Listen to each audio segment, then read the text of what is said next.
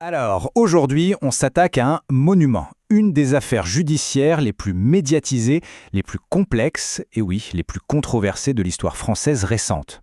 Une affaire qui, plus de 30 ans après, continue de faire planer un doute immense. Tout commence et tout finit avec ces trois mots. Omar m'a tué. Une inscription glaçante, tracée avec du sang, qui va sceller le destin d'un homme et devenir le symbole d'une possible et monumentale erreur judiciaire. C'est la pièce maîtresse, le cœur absolu de ce dossier.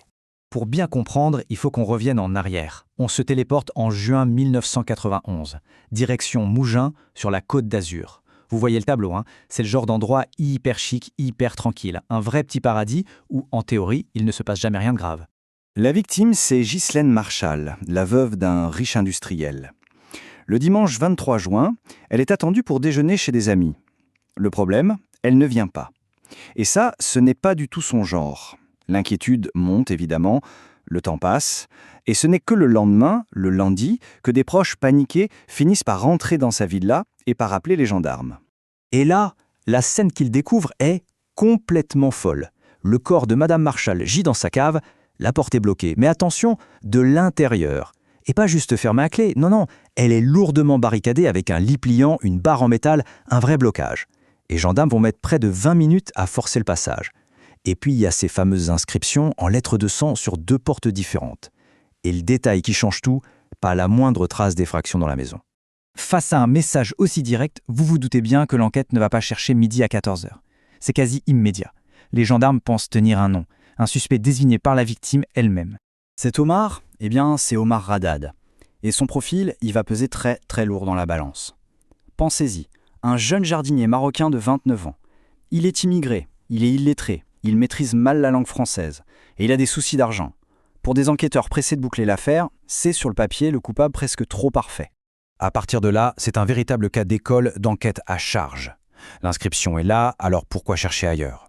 Les enquêteurs se focalisent presque uniquement sur lui, balayant d'un revers de main les autres pistes. Pour eux, l'affaire est déjà résolue. Omar Radad est arrêté chez lui, devant sa femme et ses enfants, sans même vraiment comprendre ce qui est en train de lui arriver.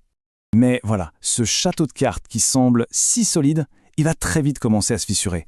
On va voir ensemble comment cette thèse, en apparence si simple, va être attaquée, point par point, par une montagne d'incohérences et de doutes. Et pas des petits doutes, hein. La toute première question, c'est juste du bon sens. Comment est-ce possible? Comment une femme de 65 ans, mortellement blessée, poignardée à plusieurs reprises, aurait pu trouver une force surhumaine pour barricader cette porte de façon aussi efficace? Physiquement, ça paraît tout simplement impossible. C'est un point qui aujourd'hui encore reste inexplicable. Et puis, bien sûr, il y a la fameuse faute. Omar m'a tué. Tué, ER. Ghislaine Marchal était une femme éduquée, cultivée, grande amatrice de mots croisés. Alors la question se pose, est-ce qu'une femme comme elle, même à l'article de la mort, aurait pu faire une faute de grammaire aussi élémentaire? Pour sa défense, c'est clair, cette faute, c'est une signature, et ce n'est pas la sienne. Et ce qui est fascinant, c'est que même sur ce point précis, c'est la guerre des experts. L'accusation va sortir de son chapeau une note où Ghislaine Marchal aurait déjà fait ce type de faute. Un argument de poids. Mais la défense, elle, crie à la mise en scène, une manipulation trop grossière pour être vraie. Et le fin mot de l'histoire, c'est que les graphologues, eux, ne pourront jamais affirmer à 100% que c'est bien son écriture. Là, attention, on touche à un point absolument capital. La première expertise des médecins légistes est formelle. Le décès a eu lieu le lundi 24 juin. Et ça change tout.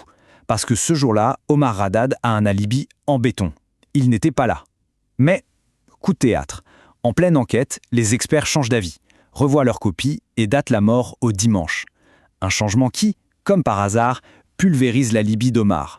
Et au-delà de ces contradictions, il y a surtout ce qu'on n'a pas. Il n'y a aucune preuve matérielle qui relie Omar Radad à la scène de crime. Rien. Pas une goutte de son sang. Pas ses empreintes. Pas de terre de jardin dans la cave alors qu'il est jardinier. L'arme du crime, jamais retrouvée. Et le pompon, la décision juste hallucinante, le corps de la victime est incinéré 1 semaine à peine après l'autopsie, ce qui rend toute contre-expertise impossible, à jamais. Le procès s'ouvre donc en 1994 dans une ambiance électrique, minée par le doute. Mais la véritable clé de cette affaire, la révolution, elle n'arrivera que bien des années plus tard. Et c'est la science qui va la provoquer. Le verdict tombe, 18 ans de réclusion criminelle. Ce n'est pas la perpétuité qui est normalement la peine requise pour un tel crime. Pour beaucoup d'observateurs, cette peine sonne comme un compromis étrange. comme si les jurés eux-mêmes n'étaient pas totalement convaincus de sa culpabilité, mais ne pouvaient pas non plus l'acquitter. L'affaire sort alors complètement du tribunal pour devenir un phénomène médiatique et politique. La France se déchire. La pression est telle que le président Jacques Chirac finit par accorder une grâce présidentielle partielle. Omar Haddad sort de prison en 1998, après plus de 7 ans. Mais attention, c'est crucial, être gracié ne veut pas dire être innocenté. Aux yeux de la justice française, il est, et il reste, le meurtrier de Ghislaine Marchal. Et puis, le temps passe. Et là, nouveau rebondissement majeur. On est en 2015. Les techniques d'analyse scientifique ont fait des progrès de dingue, surtout sur l'ADN. Une nouvelle expertise est enfin autorisée sur les fameuses portes qui étaient conservées sous scellé. Le résultat, c'est une véritable bombe. Les experts trouvent de l'ADN. Ils identifient non pas un, mais 4 profils ADN masculins différents, tous mélangés au sang de la victime sur les inscriptions. Ce qui veut dire une chose, il y avait au moins 4 hommes inconnus sur cette scène de crime. Et l'information la plus importante, la voilà. Aucun de ces 4 ADN ne correspond à celui d'Omar Haddad. 0 correspondance. Son profil génétique est totalement absent de cette scène de crime qu'il est pourtant censé avoir ensanglantée. Alors là, logiquement, on se dit « c'est bon, l'affaire est relancée ». Avec une preuve pareille, la révision du procès est une évidence. Eh bien, pas du tout. La bataille qui va suivre va nous montrer que la vérité de la science et la vérité de la justice sont parfois deux choses bien différentes. Forcément, avec cette découverte, d'autres pistes complètement ignorées à l'époque ont refait surface. On a parlé de cambrioleurs qui auraient été surpris, de règlements de compte, des contre-enquêtes ont même pointé des suspects. Mais la plupart de ces pistes sont aujourd'hui des impasses, notamment parce que les personnes concernées sont décédées depuis. Le combat d'Omar Haddad pour laver son nom est un véritable chemin de croix judiciaire. Une première demande de révision de son procès est rejetée en 2002. Et puis, malgré la découverte fracassante des ADN, une seconde demande est à nouveau rejetée en 2022.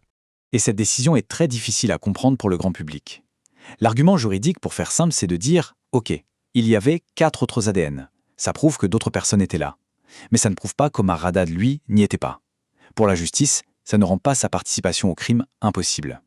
Et en France, le seuil pour obtenir une révision est incroyablement élevé. L'affaire reste donc suspendue. D'un côté, on a la science qui introduit un doute plus que raisonnable. De l'autre, on a l'institution judiciaire qui, au nom de la stabilité des décisions, a refermé la porte. Alors, la question finale, elle est toujours là, entière. Qui a tué Ghislaine Marchal ? 30 ans plus tard, le mystère demeure et l'ombre d'une terrible erreur judiciaire continue de planer.